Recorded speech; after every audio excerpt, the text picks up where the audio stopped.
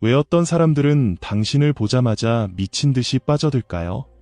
누군가가 당신에게 논리적으로 설명할 수 없을 만큼 깊이, 거의 저항할 수 없을 정도로 강렬하게 끌리는 이유를 궁금해해 본 적 있으신가요?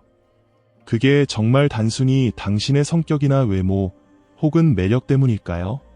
아니면 표면 아래 훨씬 더 깊고 어두운 무언가가 작용하고 있는 걸까요? 20세기 가장 위대한 심리학자 중 한 명인 칼 융은 단언했습니다. 사랑은 결코 무작위로 일어나지 않는다. 사실 사람들이 당신에게 사랑에 빠지는 데는 딱 두 가지 심오한 이유가 있으며 이 두 가지 모두 인간 정신의 가장 깊은 심연에 뿌리를 두고 있습니다. 오늘 영상에서는 투사, 아니마와 아니무스 같은 융의 매혹적인 심리 이론을 탐구해 보겠습니다. 그리고 사람들이 당신에게 자석처럼 끌리는 진짜 이유가 당신이 겉으로 보여주는 모습 때문이 아니라 그들의 내면 세계에서 당신이 무엇을 상징하는지 때문이라는 충격적인 사실을 밝혀드리겠습니다. 우리는 낭만적인 끌림을 조종하는 무의식의 힘을 깊이 파고들어 누군가가 당신에게 진정으로 사랑에 빠지는 두 가지 비밀을 밝혀낼 것입니다. 이 이유들은 겉으로 보이는 조건을 훨씬 뛰어넘어 인간 정신에 숨겨진 설계도를 적나라하게 보여줍니다. 본격적으로 시작하기 전에 아레볼루션 채널을 구독해주세요. 개인적 성장과 영적 성장에 관한 새로운 통찰력을 가장 먼저 만나보실 수 있습니다. 자, 준비되셨나요? 우리는 흔히 사랑을 마법 같은 우연, 예고 없이 타오르는 불꽃이라고 착각하곤 합니다.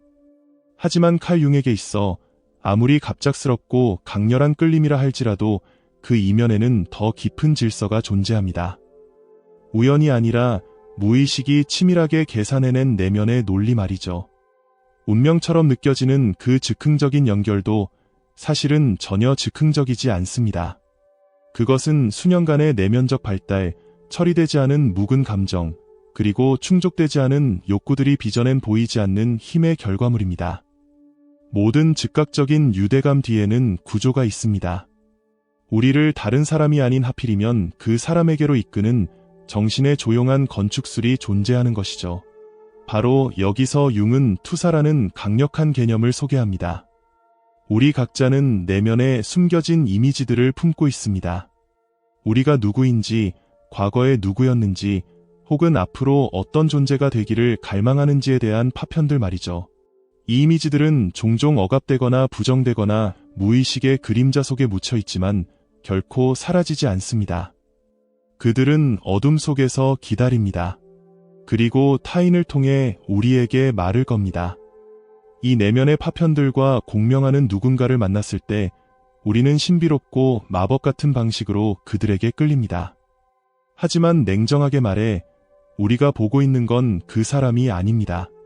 그들의 존재라는 거울 속에 비친 우리 자신의 일부를 보고 있는 것입니다. 평생을 조심스럽고 내성적으로 어쩌면 감정을 드러내는 것을 두려워하며 살아온 사람을 상상해보세요. 그가 대담하고 표현력이 풍부하며 거침없이 자유로운 사람을 만났을 때 단번에 마음을 빼앗길 수 있습니다. 그 감정은 단순한 동경 이상입니다. 그것은 영혼의 공명입니다. 그 상대방은 내 안에 잠들어 있던 무언가, 수년간의 억압 아래 묻혀있던 잠재력을 살아있는 육체로 구현하고 있는 것입니다. 끌림은 현실이지만 그 이면에 있는 진짜 힘은 진화하기 위해 필요한 것에 반응하는 당신의 무의식입니다.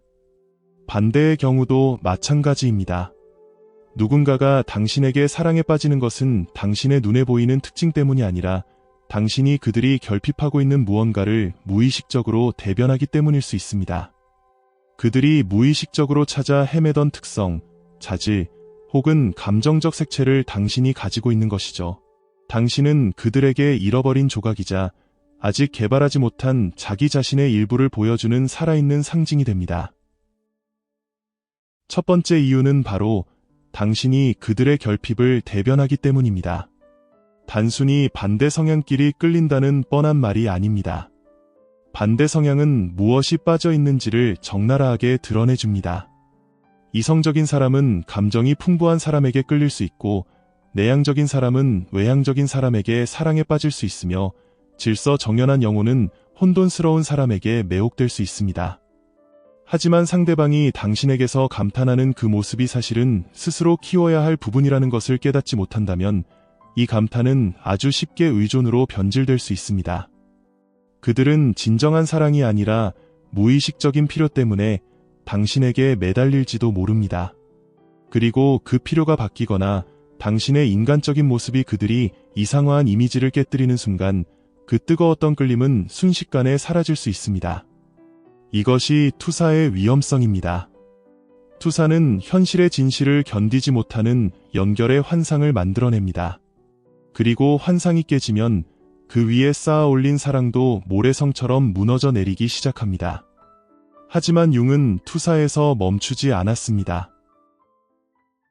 그는 아니마와 아니무스라는 개념을 통해 이 논의를 훨씬 더 깊은 심연으로 끌고 갔습니다. 이는 정신 깊은 곳에 살고 있는 이성의 원형적 이미지입니다. 융에 따르면 모든 남성은 내면의 무의식적인 여성성, 즉 아니마를 지니고 있으며 모든 여성은 내면의 무의식적인 남성성, 즉 아니무스를 지니고 있습니다. 이것들은 무작위적인 선호나 문화적 역할이 아닙니다. 부모와 같은 초기 관계, 그리고 신화와 인간 정신 자체로부터 물려받은 여성성과 남성성의 집단적 상징에 의해 형성된 내면의 인물들입니다. 시간이 흐르면서 이 원형들은 감정적으로 강력하게 충전된 청사진이 됩니다. 우리는 알지 못한 채 그것들을 품고 다니다가 어느 날 그 틀에 완벽하게 들어맞는 누군가를 만나게 됩니다. 그 순간 끌림은 압도적으로 다가옵니다. 방금 만났음에도 불구하고 마치 평생 알고 지낸 사람처럼 깊은 친숙함을 느끼게 되죠. 운명처럼, 영혼이 서로를 알아보는 것처럼, 혹은 아주 오래된 전생의 기억이 되살아나는 것처럼 느껴질 수 있습니다. 하지만 융은 우리에게 엄중히 경고합니다. 이것은 운명이 아닙니다. 우주적인 소울메이트라는 증거도 아닙니다. 그것은 정신이 또 다른 인간에게서 자기 자신의 내부 설계를 보고 있는 것일 뿐입니다.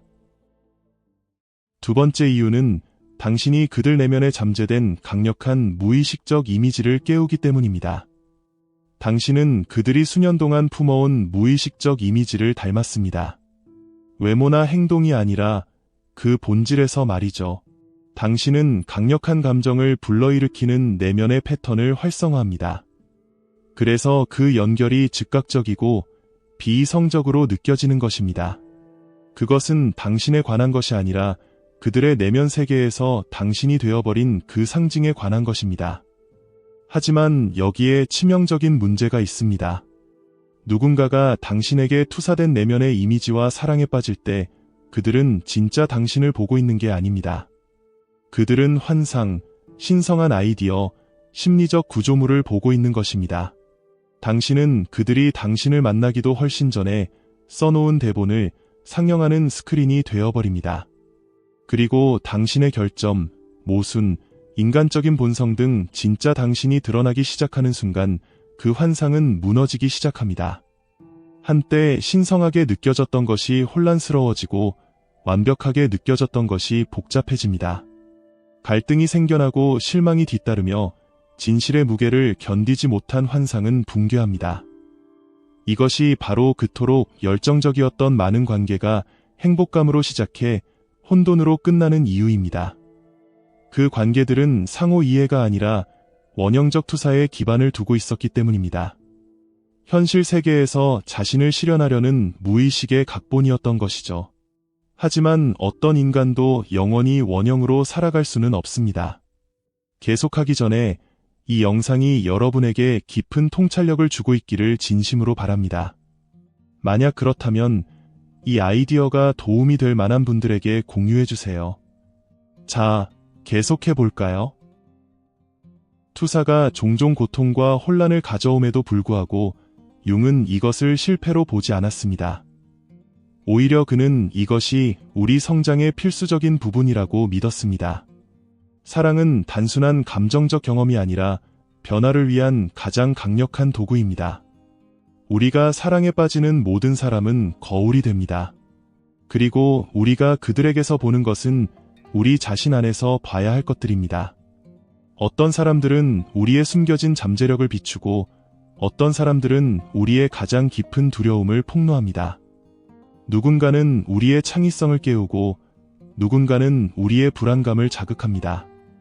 하지만 그들 모두는 동일한 심리적 목적을 수행합니다. 바로 개성화, 즉 온전한 나 자신이 되어가는 과정을 가속화하는 것입니다. 누군가 당신에게 사랑에 빠졌을 때 그들은 당신에게서 마법 같은 무언가를 보고 있다고 믿을지 모릅니다. 그리고 그건 사실입니다. 하지만 그 마법은 당신이 그들 내면에서 무엇을 깨우느냐에 달려 있습니다. 당신은 단순한 사람이 아니라 하나의 상징이자 전환점이며 심리적 초대장입니다. 반대의 경우도 마찬가지입니다. 당신이 사랑에 빠진 사람들, 특히 당신을 뒤흔들고 변화시키고 심지어 마음을 산산조각냈던 그 사람들은 우연히 나타난 게 아닙니다. 그들은 의미의 운반자이자 당신 내면의 진화를 위한 촉매제입니다. 어떤 사람들은 당신 안에 잠든 것을 깨우러 오고 어떤 사람들은 당신이 배우기를 거부했던 것을 가르치러 옵니다. 또 어떤 사람들은 단순히 당신 자신의 모습을 보여주러 옵니다.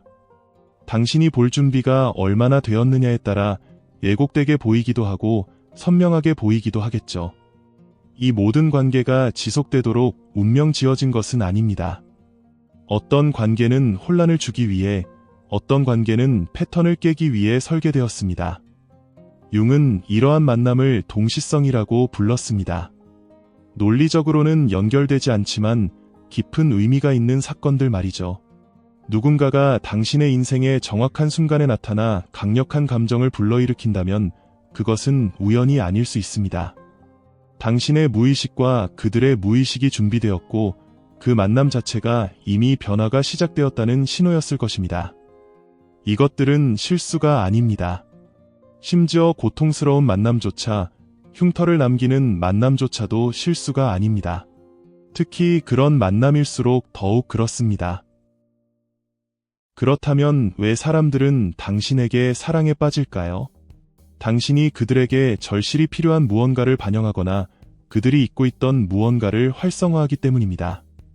두 경우 모두 사랑은 사실 당신에 관한 것이 아닙니다. 그것은 진화하고자 하는 자아에 관한 것입니다. 당신에게도 마찬가지입니다. 당신은 당신의 잃어버린 부분을 비춰주는 사람, 당신의 내면 이미지를 닮은 사람, 알게 모르게 당신 성장의 다음 챕터로 가는 열쇠를 쥐고 있는 사람에게 사랑에 빠집니다. 하지만 이 패턴을 인식하지 못한다면 당신은 갇힐 위험이 있습니다. 똑같은 유형에게 끌리고 똑같은 관계를 반복하며 똑같은 환상을 쫓게 될 것입니다.